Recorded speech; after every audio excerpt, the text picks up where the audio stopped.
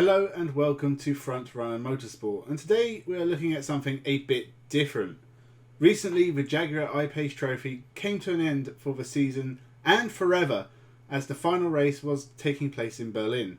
The Jaguar Paceetrophy was a one-make race series for the electric Jaguar I-Pace. It rarely had grids bigger than 10 or 11 cars. As much fun as it has been watching these 2-ton electric sheds roll around the Formula E street circuits of the world, I think it was the right decision to end it, considering the race action is very rarely exciting.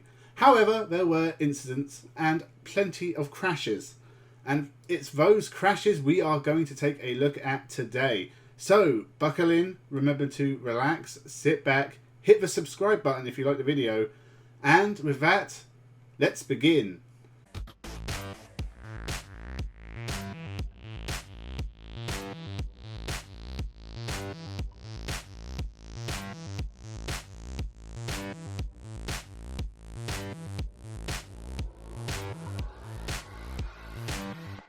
Welcome to Frontrunner Motorsport. Now, large cars on small street circuits usually means contact, as proved by Radzinski and Breno. And clearly, Breno is not impressed with the Canadian.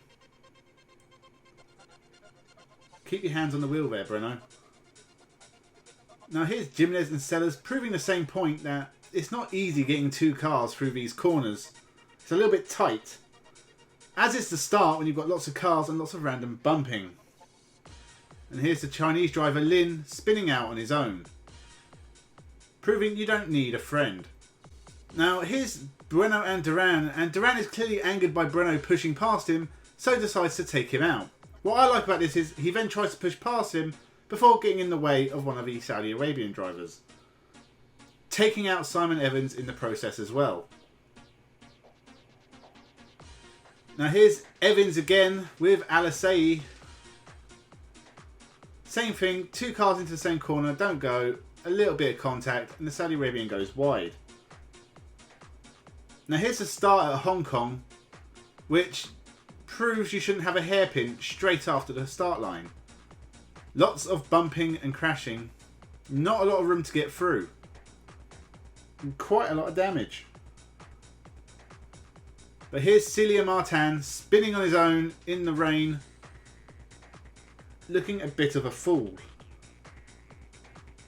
Now here's Wang and Bin Cannon. There they are. Again, two cars into one corner. It's a little bit too tight for them. They make contact. And here's Bin Cannon on his own, just sliding off in the rain. And as you can see from the onboard camera, he actually manages to hit the barrier at the end of the track. Now in Paris, same thing. This time, lots of debris spraying the circuit. And here's Breno again, this time with Leg. Again, not a lot of space. Now it's hard to see what happens here. Leg just seems to get caught up. And there's Zhang and Bin Cannon again. Now here's Carroll getting past Sellers, but it's actually Leg and Al-Asai getting into contact, and Al-Asai's teammate hits him.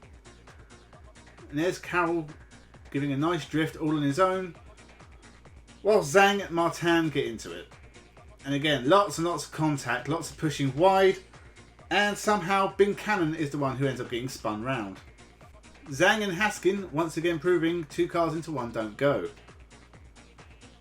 Now here's Jimenez and Alice Powell, both going for the same piece of track.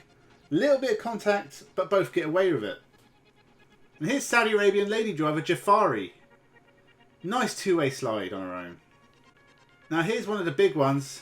I don't know what Haberfeld was doing, but he manages to take out Al Ghasaibi, who manages to take out the camera. Now watch Chang and Bao Heljaili at the back. Both of them unwilling to give each other room, and they both end up in the barrier and out of the race. Quite a damaged Jaguar.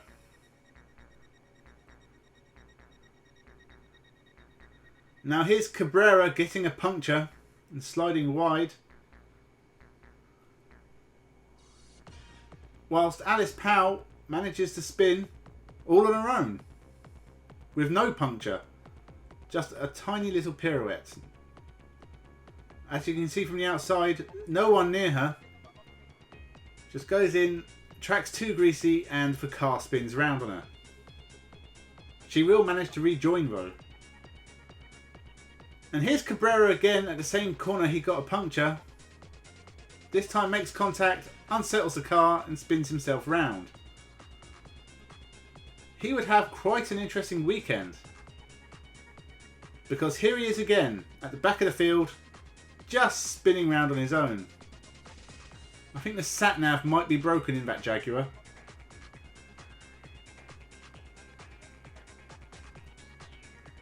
Now here's two cars coming through the corner and just making a little bit of contact with each other.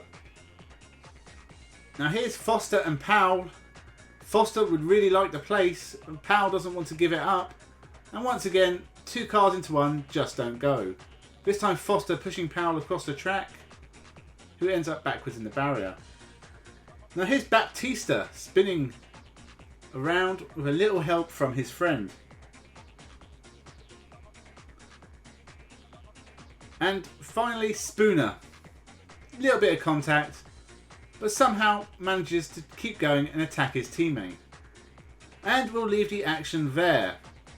The Jaguar I-Pace Trophy finished with Simon Evans finally winning the championship at his second go, beating the first champion Jimenez. The series ends with Bueno taking the final race win as well, meaning that a lot of accolades were shared out amongst the drivers, who will now have to find other employment because the series is dead. It's almost a shame to see them go. They were good looking cars and it was good looking racetracks. It was fun to watch them race around these tiny little street circuits meant for Formula E race cars and not massive Jaguar SUVs. But with that, thank you for watching. Please remember to subscribe. There's a whole compilation of crashes with their own playlist on my channel, so stick around for more. And with that, thank you for watching and have a good one.